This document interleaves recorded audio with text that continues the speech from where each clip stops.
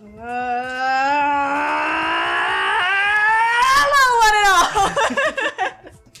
Hello, one and all! Welcome back to another episode of Manly Voices. I'm Evan, also known as Manly Ankles. I'm back again with Gabs. And we're taking it to Funky Town! Except it's Party City. I've moved from Party City to Funky Town. Maybe Flavor Town is next. We're back playing. I mean, yeah. Dinner's coming. So, Like every single Manly Voices episode. It is not tacos tonight, though. no, we're making good burgers and tater Burgers and tots and stuff. leftovers. Woo! Burgers and tater tots and stuff. When I moved this, it's like on the mic now. Is that okay? I don't think it really matters. Okay. I don't really know what this I like moved the mic around and I futzed with it, and now I'm worried that I've irreversibly. Well, it wouldn't matter because I got the little foam thing on this too. We have a right? double spit guard. We don't fuck around with our protection against mouths spit on this show. Our mouths are so moist here. We have 2 guards. All right, we're playing Danganronpa. So we took a minute before we started this episode to rewatch the previous one to make sure we're all up to speed on what this case has. So for us, because we kind of stopped halfway through in the last recording session. So we're in Sayaka's murder trial, obviously, and we are now proving that Makoto had nothing to do with the murder. By virtue of his doorknob and his hair. Yes. So let's start from here. In trying to bypass the lock, they ended up nearly removing the entire doorknob. This is another most bewildering act for the room's owner. It proves Makoto is beyond suspicion. So what, you're saying he wouldn't break the door in his own room?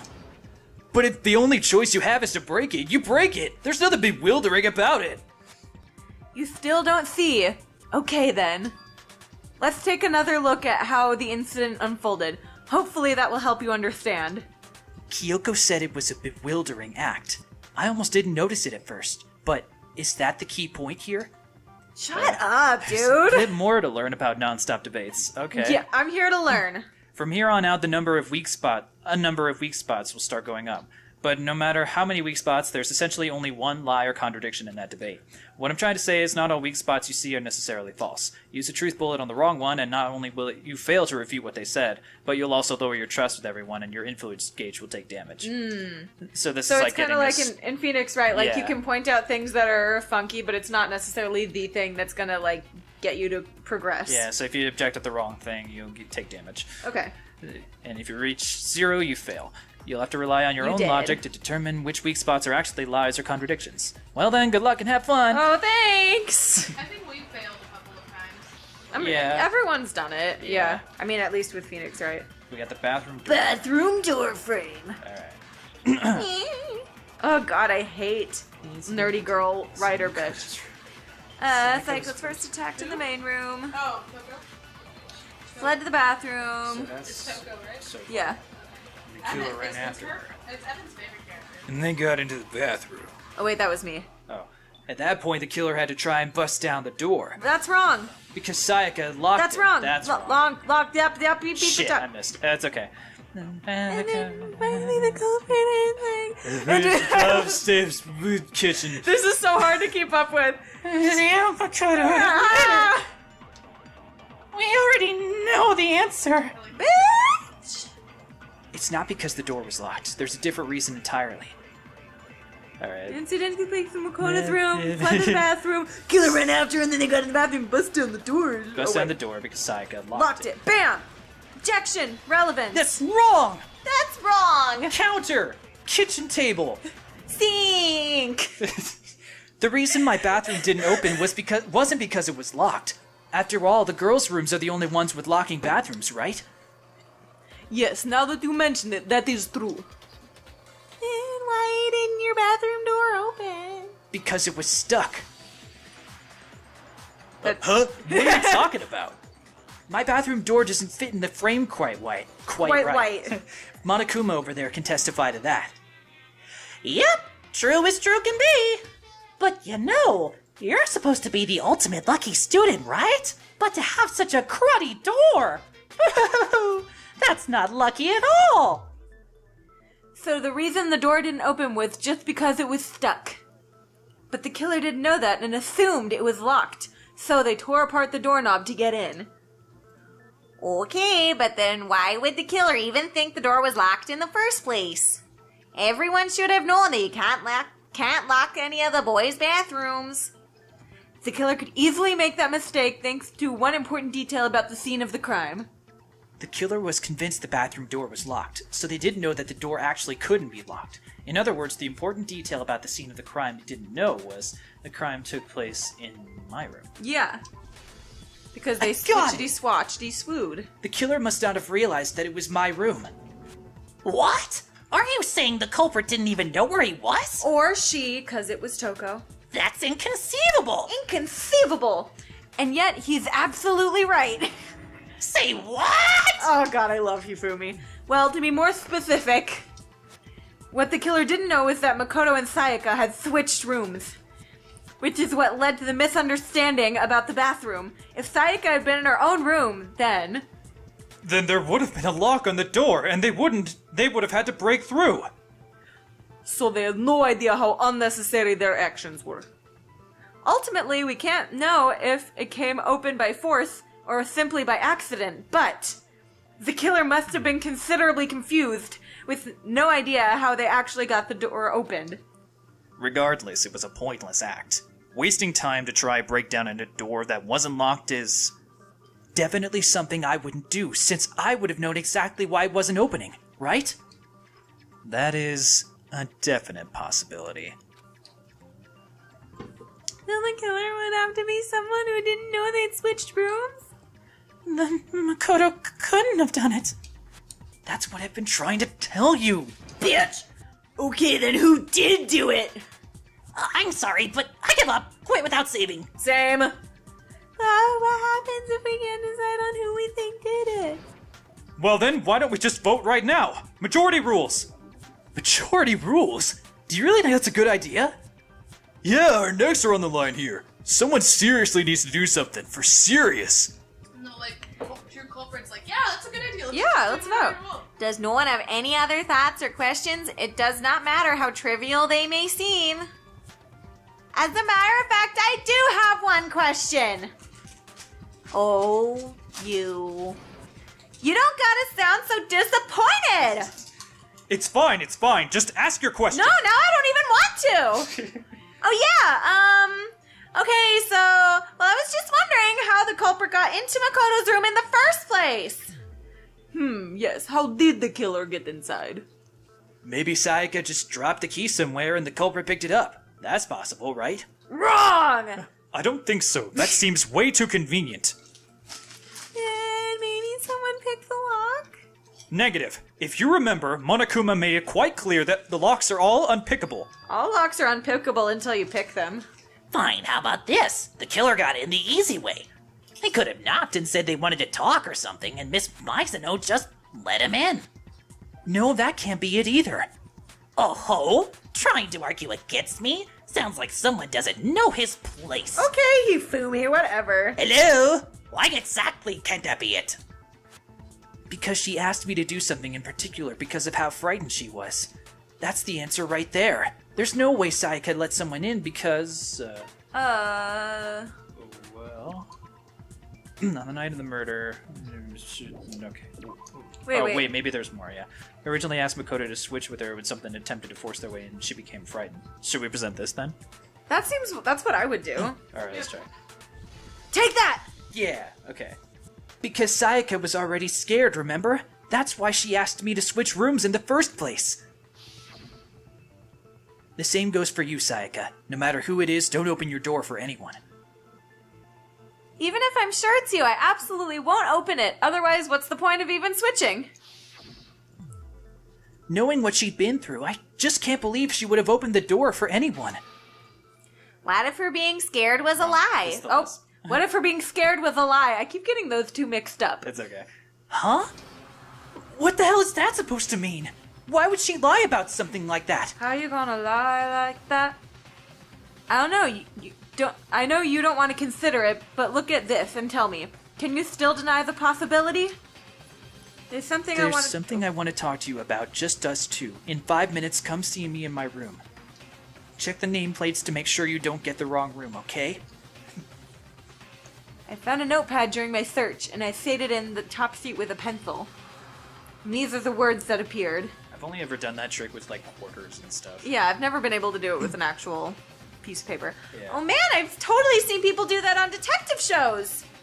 When you write, it leaves an imprint. Sketch over it on the next piece of paper, and you can see the words. When I saw that, I was like, holy crap, I better make sure I rip the paper out before I use it from now on. It's a pretty old-fashioned technique, but even the classics can be surprisingly useful sometimes. Oh, and I should also mention, I found the notepad on the desk in Makoto's room. So it was important. Like, when we were investigating, we were like, oh, it's a notepad. It's probably not related to the case, though. Rude. Huh? Which means only someone who could have been in Makoto's room before the incident could have written it. Then either it was Makoto who lived there, or Sayaka who switched rooms for a single night. So, Makoto, did you write this? No, I didn't. But... Of course you didn't, because the note also bears a perfectly legible signature. Sayaka's signature. Then that note, Sayaka wrote it? But why? Why would she write that? The note was likely her way of getting in touch with a certain someone. A certain someone? She must have slid it under their door to let them... slid it. God, what let was them that know movie? she wanted to meet with them in secret. There was I think it was like The Benchwarmers or something with Rob Schneider. Oh, I fucking love that movie. Little kid he was nicknamed Sammy Sprinkler Yeah, because he always... yeah. It was like a projectile, and they were like soaked every time. Yeah. Oh, we should rewatch that movie together sometime. Sure. If you got an invitation like that from the ultimate pop sensation, what young man could resist? Hifumi, is this really the time? Of course, I'm only into 2D, so it wouldn't have any effect on me. Yeah, okay, bitch, whatever. But can we be sure anyone even got this note? And honestly, even if they did, I do not think they are at all involved in what happened. What makes you say that? Well, would you like to hear what I have to say? The tater tots are done. The tater tots are tater tickin'. Very well then, pay attention. Make your argument to your murderous classmates. So we got the dorm nameplates. What does that say? Okay, so the nameplates and that's it, really. I was hoping for more information, but okay. Whatevsies. Sayaka and Makoto switched Switch rooms, correct? But in the note, the place they were asked to come to, it specifically says my room. Ooh, I see. So if someone read that note, then they would have gone to Sayaka's room. Exactly, the room that Makoto was staying in. Oh, that's still me. So in other words, even if someone did read the note and did what it said, they would not have any connection to what happened. It certainly would seem that way. But the nameplates were switched, Yeah. so they did go to Sayaka's room after all. Yeah. So, Wrong. switched rooms, it says my room. So if someone read the note, they would have gone to Sayaka's room, the room that Makoto was staying in. Wrong. That's wrong! Fuck this shit, I'm out. Oh no. Fuck this shit, I'm out. The nameplates on my and Sayaka's rooms got switched. They got switched? That's right, the nameplates got switched. Just like the rooms themselves. This Mondo's so angry. Just You're just always perpetually yelling. As a result, the nameplate on Sayaka's room actually had Makoto's name. And the nameplate on Makoto's room actually has Sayaka's. So what you're saying is the room that Sayaka was staying in Don't mock my speech impediment. was actually marked as her room. Then if someone did do what the note said, they would end up in Makoto's room where Sayaka was. Plus, their rooms are right next to each other, so switching the nameplates would be no problem. And the one who switched the names was, well, of course, it wasn't you, right, Makoto? Right. Okay, then who did it? Your mama! There's only one person who could have switched the nameplates. The only other person who knew we'd switched rooms. That would be Sayaka. Yeah. She was trying to get you killed then. No. Me and Yeah. Sayaka were the only ones who ever knew about us switching rooms. because that means the killer still came to her. Yeah. So the only other person besides me who would even know to switch the nameplates was Sayaka. You can also infer as much from her note. There's something I want to talk to you about, just us two. In 5 minutes, come see me in my room. Check the nameplates to make sure you don't get the wrong one. So she was trying to avoid getting Makoto Yeah. involved, in a way. See, she specifically tells the reader to check the nameplate. She only would have written that if she knew the nameplates had been switched.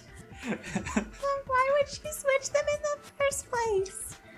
She wanted someone to come to the room she was in and also hide the fact that it was Makoto's room. What? Inviting someone to your room but not telling them you'd switched rooms. Why would anyone do that? To understand that, we first need to understand what happened after she invited the person into the room. That's where the answer lies. What happened then was probably whoever she invited over came in and attacked her. We figured it out! We know who did it! Whoever she invited over is the culprit! Well, you didn't really figure. Yeah, we didn't figure out shit. But we still don't know who it is, you goddamn tit. Oh, that says idiot. Goddamn tit. The boom from the, or not the boom, the stand from the mic was in the way, and I call things tits as derogatory. I call dogs that every day. Sayaka fought with the killer in the room, yes? Perhaps the answer to our previous question lies in that initial struggle. Yes, I think you're right. Then we just have to figure out what happened during the fight, right? Oh, yeah, we couldn't figure out what happened. Yeah. That reminds me, there was a replica sword at the murder scene. Was that perhaps used during the fight? Yeah, what's the deal with that sword? You got a lot going on right now. Do you mind if I take Mondo? Go for it. Okay. Sayaka suggested I should hold on to it. I thought it might come in handy if I had to defend myself. It seems pretty likely that the killer used it to break Sayaka's right wrist. How the hell could you possibly know that's what broke her wrist? The reason I know Sayaka's wrist was broken in the fake sword because there was glitter on her wrist. Shiny! There was a replica sword that was used to break her wrist. Can't resist. This girl is so shiny. Nice ad-lib. Thanks. All you have to do is take a good look at her broken wrist and it should become pretty clear. Right there where her wrist is all swollen, there's something glittery there, see? Is that gold? I love gold! It sure is. You guys are recording, but Ev, you lied to me. You said there was provolone cheese. I didn't... Well, I said it would be better. with Objection! Objection! There's no provolone cheese! well, that's okay. We'll get some next We're gonna make it through this. Specifically the gold coating from the replica sword. You barely have to touch that stuff and it'll stick right to you. Oh, rub it on my face. And there's some on her wrist because... I got it! Because she got hit with the sword right there on her wrist! I see. And so the truth draws ever closer. Why does his tie have an arrow pointing up? Like, my eyes are up here. Don't look at my belly. Alright, then it's about time to solve this mystery. What happened in my room, and what led to Sayaka's death? That's what we need to make clear, and we'll make it clear next time on Manly Voices. Hell yeah. Okay.